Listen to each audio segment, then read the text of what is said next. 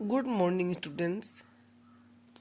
आज हम आपको पाठ 2 मेडल की चमक पाठ से पेज नंबर 14 पढ़ाएंगे। आप लोग अपना पेज बुक खोल के देखें।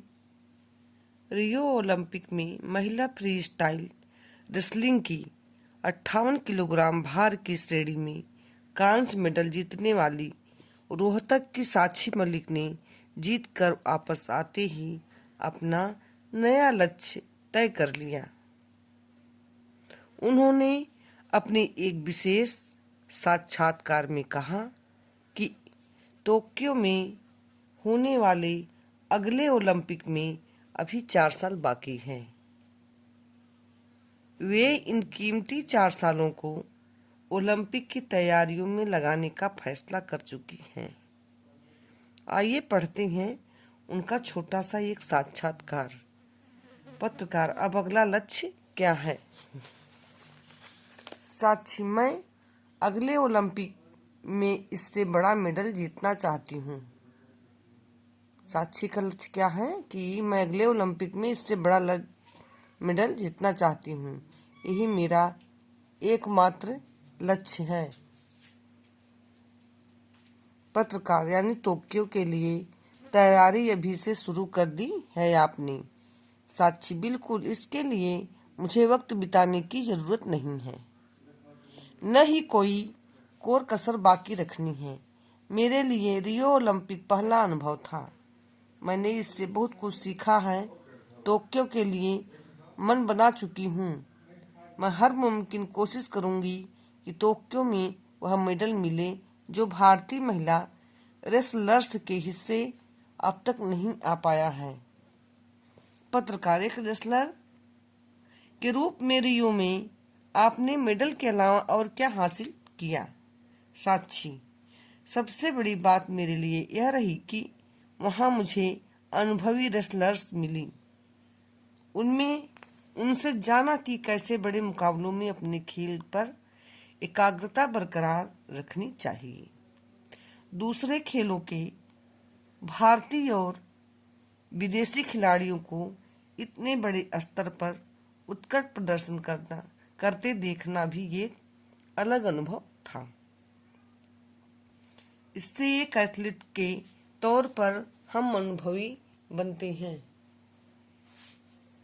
पत्रकार: आगे की तैयारियों के लिए आप सुविधाओं में कुछ बढ़ोतरी चाहती हैं?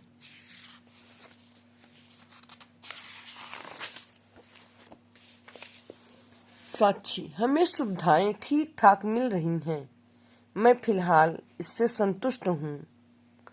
आगे जैसी जरूरत होगी मैं उसके बारे में सही जगह अनुरोध करूंगी।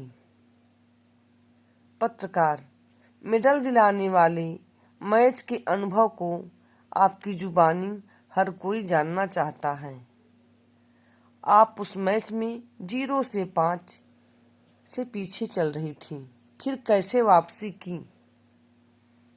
ठीक, पत्रकार उनसे पूछ रहा है कि उस मेडल में आप 0 से 5 से पीछे चल रही थी, फिर कैसे वापसी की? साक्षी: उस अनोखे मैच में मेरे पास आखिर में बाजी पलटने के लिए वक्त था। मैंने तो 2-2 सेकंड में कुश्ती का परिणाम बदलते हुए देखा है, तो मुझे अपनी क्षमताओं पर भरोसा था कि मौका मिलते ही मैं पासा पलट दूंगी। इस भरोसे को मेरे कोच कुलदीप सर ने भी मैच के दरमियान बहुत ऊंचा रखा। वे बार बार कहते रहे कि तू कर सकती है। जब मैंने कर दिया उसके बाद से तो मेरी जिंदगी ही बदल गई। पत्रकार: आपके गांव मोखरा में लड़के लड़कियों के बीच का अनुपात बहुत कम है। स्टेट में अब आप बेटी बचाओ बेटी पढ़ाओ मुहिम की ब्रांड एम्बेसडर भी बनाई गई हैं। आप इस दिशा में बदलाव लाने के लिए क्या करेंगी? जितना आप लोग अच्छे से पढ़ेंगे यहाँ तक, और कल साक्षी क्या करेगी हम आगे उसे बताएंगे। और इसमें इस पाठ में पढ़ते समय इसे दरमियान, कुश्ती, संतुष्ट, ब्रांड एम्बेसडर आदि ऐसे शब्दों को, कठिन शब्दों का आप लोग अपनी रफ कॉपी में प्रैक्टिस करेंगे। ओके।